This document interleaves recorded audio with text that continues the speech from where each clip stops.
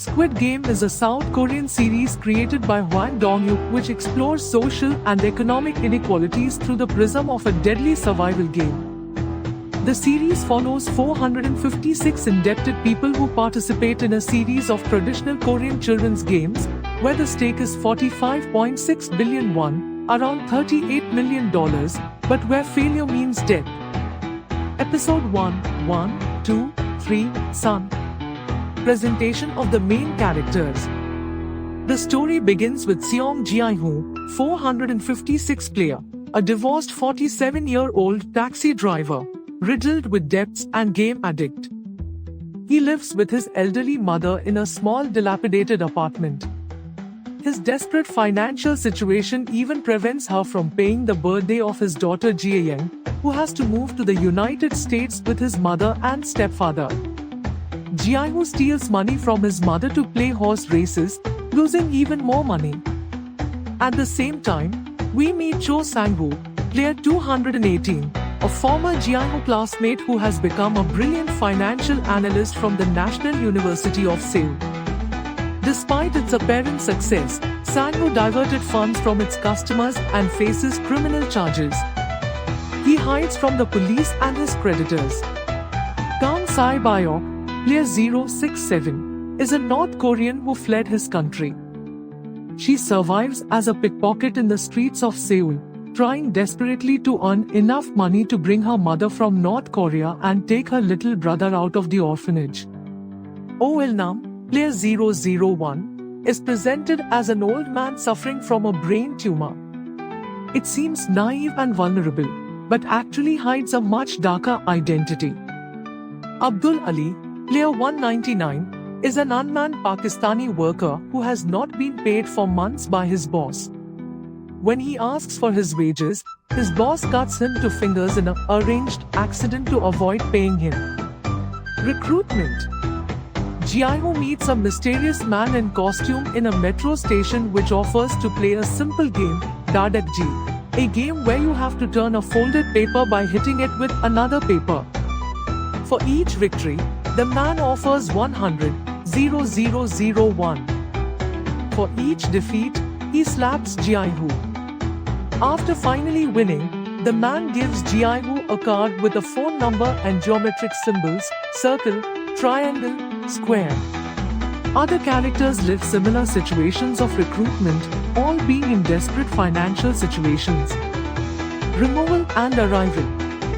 When Gi-hun calls the number, we meet him. It is then asleep by a gas and wakes up in a large room with 455 other people, all wearing numbered green tracks. The environment is surreal. Bright colors, Escher's impossible style staircases, and masked guards with pink combinations with masks representing geometric shapes. First game, 1, 2, 3, Sun. The rules seem simple. Move towards the finish line when the giant doll sings, stop completely when it turns around. What is not immediately clear is that moving when the doll looks at death. The first eliminated participant is shot down by the guards, causing general panic. Participants realize that it is a game of life or death. Many die while trying to flee or moving out of fear. Gi-hun survives by staying behind other players. In total, 201 people died during this first game, leaving 255 survivors. Episode 2, Hell. The horror of reality. After the massacre of the first game, the survivors are in shock. They discover that the dead are cremated in ovens, their organs being taken by corrupt guards to be sold to the black market. Secondary intrigue developed later. Participants realize that they are prisoners in this underground complex. They sleep in a huge dormitory watched by cameras and armed guards. Attempted rebellion and vote. A fight broke out in the dormitory, led by Jang Deok-soo, player 101, a violent gangster which quickly forms a group of criminals. This riot is suddenly stopped by the guards who kill several participants. The organizers then announce that according to Article 3 of the signed consent, participants can vote to stop the games. A simple majority vote will determine if the games continue or stop. Voting and personal revelations. During the debates before the vote, the characters reveal their personal motivations. Ilnam surprises everyone by voting to continue, explaining that he finds the fun games. Bloodwoo also votes to continue, realizing that going back to the real world means prison.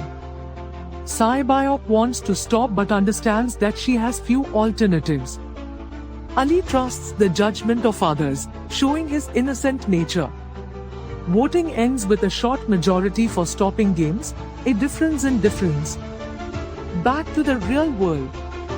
All the participants are resetting and wake up in Seoul's places where they were initially found. They receive a symbolic sum of money. The disappointing reality. Back in their lives, participants realize that their problems persist. Gi-hun discovers that his mother is seriously ill and needs an expensive operation. He still doesn't have the money for his daughter's birthday. Sang-woo is still wanted by the police and his creditors. Sae-byeok learns that his mother was captured by trying to flee North Korea. These revelations push them to reconsider their decision to abandon the games. Episode 3. The Man with the Umbrella. Recruitment for the return. One by one, the former participants are contacted and invited to return. This time, they have the full choice to come back or not. Many, faced with their insurmountable problems, choose back. 187 of the 255 survivors decide to return to the games. New group dynamics. Back in the complex, participants form strategic alliances. Gi-hun forms a team with Ilnam, which he considers a vulnerable grandfather to protect. Bloodwoo, his childhood friend. Ali, whom he helped in the real world. Sae-byeok remains largely isolated, suspicious of everyone. Deoksu reforms his gang of criminals and establishes a brutal hierarchy among some participants. Second game, Dalgona, Sugar Candy. Participants must choose a geometric shape, triangle, circle, star, umbrella, without knowing what it is. They then discover that they must perfectly cut the shape in a Dalgona candy, sugar candy and bicarbonate, without breaking it. Sang-woo recognizes the game but does not prevent others, including Gi-hun, already showing its selfish nature. He secretly chooses the triangle, the easiest, while Gi-hun chooses the umbrella, the most difficult. Survival strategies. Participants discover different techniques. Lick the candy to soften it. Use a needle to cut gently. Voluntarily break the edges to have more precision. Gi-hun narrowly survives thanks to the tip of licking the candy, a technique which he shares with Ilnam. The latter seems to have difficulties but mysteriously survives. Sae-byeok, despite the complex star, succeeds thanks to his dexterity as a pickpocket. 79 participants die during this game, often in a particularly cruel way because they see death arrive slowly while they fail to cut their shape. Episode 4. Glue and String. Parallel Intrigue, Hwang Jun-ho. This episode introduces Hwang Jun-ho, Gi-hun, a police officer whose brother disappeared after participating in the games. Jun-ho infiltrates the complex by pretending to be a goalkeeper, gradually discovering the massive organization behind the games. He discovers that games have been taking place for decades, with detailed archives of all participants and their destinies. He finds evidence that the organs of the dead are sold, and begins to photograph and record everything he can. Night tensions and murders. The night before the third game, tensions explode in the dormitory. Deoksu and his gang attack other participants to eliminate competition, causing a massive battle. Sae-byeok is lacking to die stabbed by Deoksu, but is saved in extremis by the intervention of Gi-hun and his allies. This event brings her slightly from the Gi-hun group. The guards deliberately leave the violence taking place, reducing the number of participants without having to organize an additional game. Team training for the third game. It is announced that the next game will be played in teams of 10 people. Participants have a limited time to train their teams, creating enormous psychological pressure. The Gi-hun team is naturally formed. Seong Gi-hun, 456. Oh Il-nam, 001. Cho Sang-woo, 218. Abdul Ali, 199. Kang Sae-byeok, 067, reluctantly joined. More than 5 other lower or older participants than no one else wanted. This team composition seems strategically low compared to the Deoksu team who recruited the strongest and youngest participants. Third game, shot. The game is revealed, a giant rope shot above a deadly abyss. The losing team falls into the void and dies. The Gi-hun team seems condemned to the physically superior team of Deoksu. However, Il-nam suddenly reveals detailed strategic knowledge on rope, explaining specific techniques. Feet. Movement synchronization. Technique to lose balance to the opponent. Thanks to these strategies and luck, the Gi-hun team manages to tip the Deoksu team, which falls into the void. This unexpected victory strengthens the group's confidence in Il-nam, although his surprising knowledge raises questions. 40 participants die in this game, 4 losing teams. Episode 5, A Just World. Drastic reduction of participants.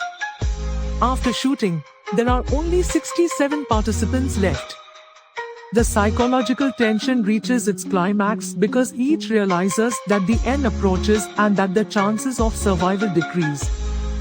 Fourth game, balls. This game is particularly psychologically cruel. Participants must train pairs, not teams, and play a game of balls. The winner is advancing, the loser dies. The choice of specific ball game is left to each pair. Tragic pairs. Gi-hun and Il-nam. Gi-hun is found naturally with Il-nam. They choose a simple game where they should guess if the other has a pair or odd number of balls.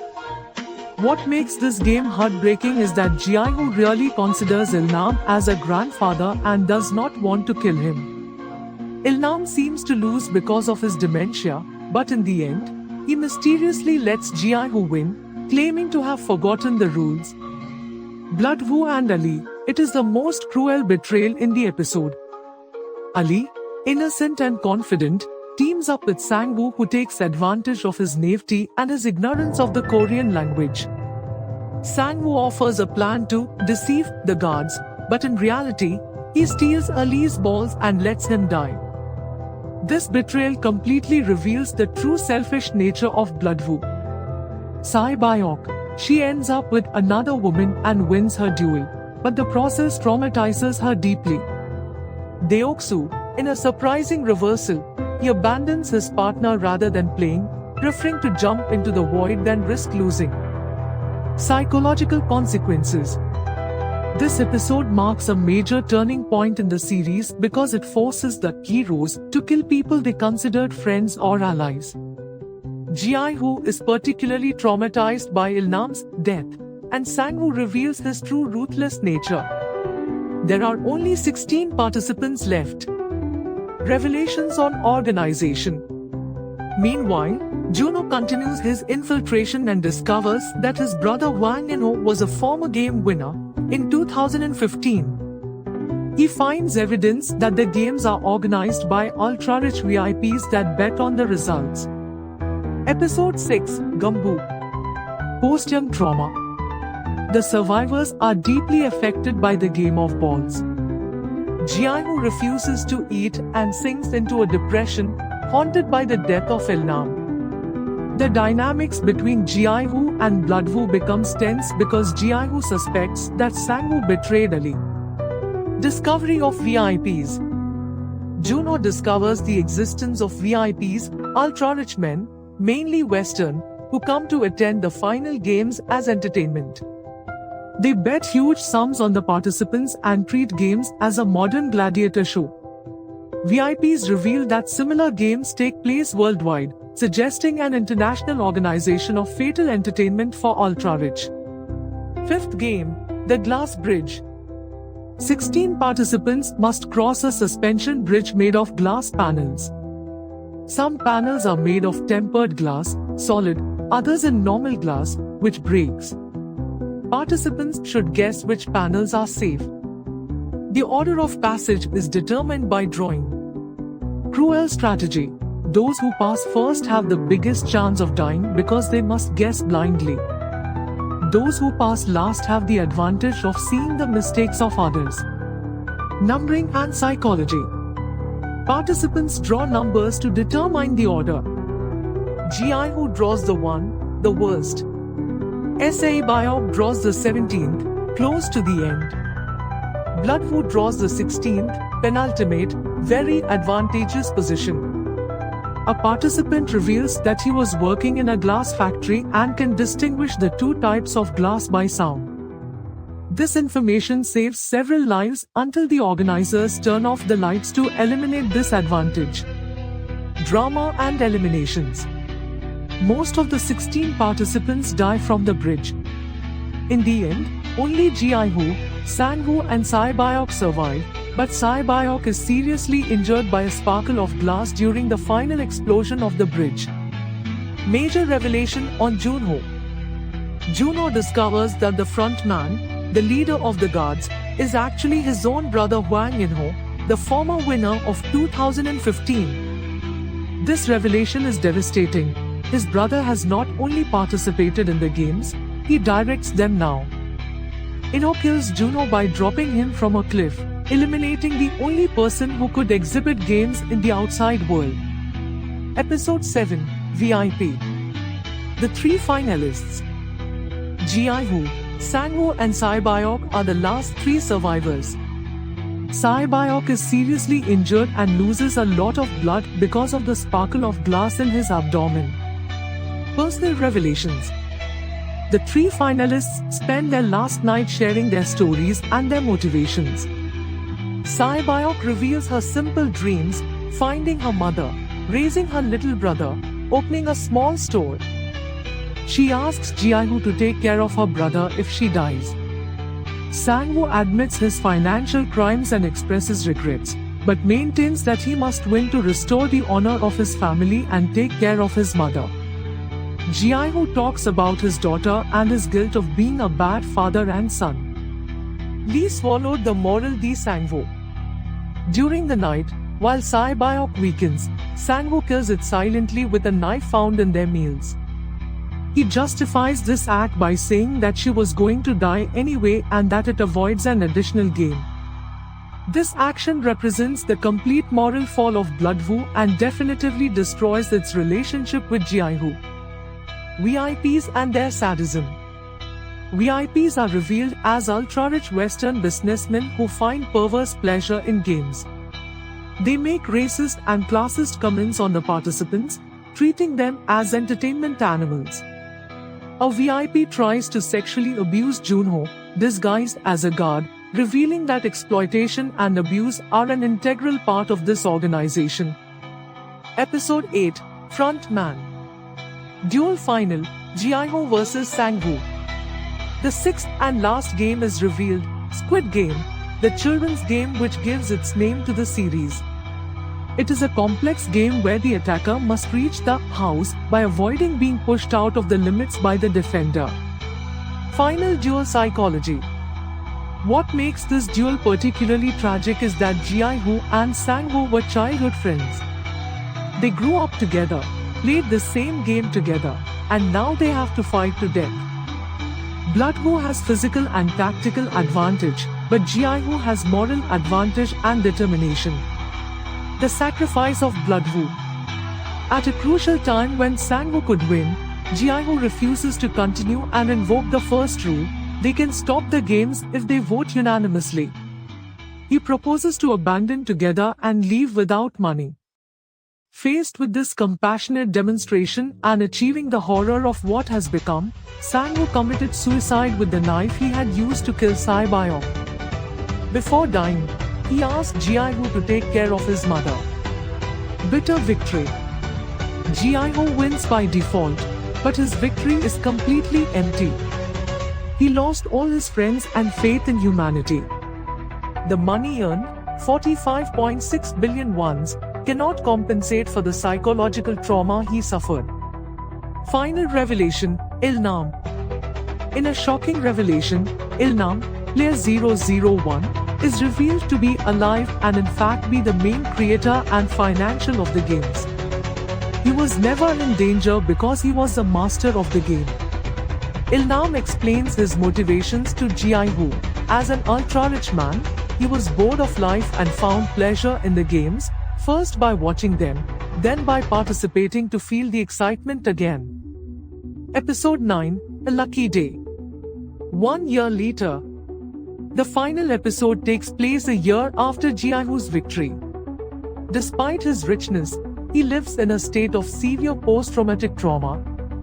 He did not receive money, still lives poorly, and suffers from constant nightmares. Honor.